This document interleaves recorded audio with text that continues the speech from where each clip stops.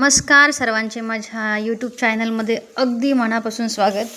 तर आज सकाळी जो बेत ठेवला होता मी भाजीचा तो होता मिरचीची झणझणीत अशी भाजी। तर या ठिकाणी मी मिरचीची भाजी करायला सुरुवात केलेली आहे। सकाळी प्रत्येक स्त्रीला किती नाही म्हटलं ना कामं हे करावेच लागतात, उठल्यापासून ते संध्याकाळी झोपेपर्यंत। मुलांचा डबा काय करावा, त्यानंतर स्वयंपाक काय करावा हा प्रश्न पडतो। मुलांच्या डब्यात द्यायचं असल्यास काय द्यायचं, कारण त्यांच्या आवडीचा पण विषय असतो नाही का। प्रत्येक वेळेस त्यांना भाजी पोळी देणंही शक्य नाही, काहीतरी त्यांच्यासाठी नवीन करावंच लागते।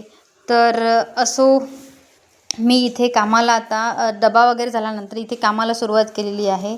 रांगोळी वगैरे काढून इथे माझी झालेली आहे।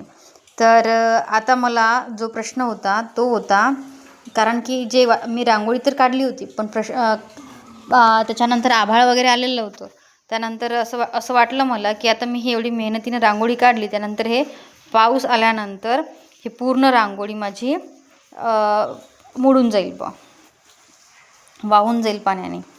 तर असो या ठिकाणी मी कामाला आता अशी सुरुवात केलेली होती।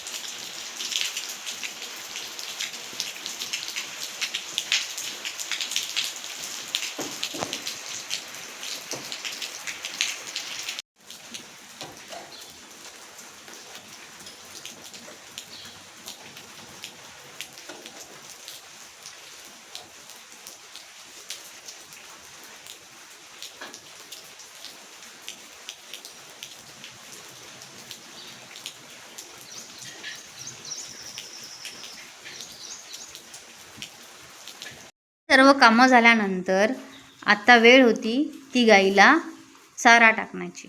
तर शेतातून हे गवत आणलेलं होतं ते मी इथे गाईला टाकलेलं होतं। ही आमची गीर गाय आहे आणि गावरान गाय आहे ही। दूध वगैरे चांगलं देते आणि ही तिला 2 बच्चू आहेत।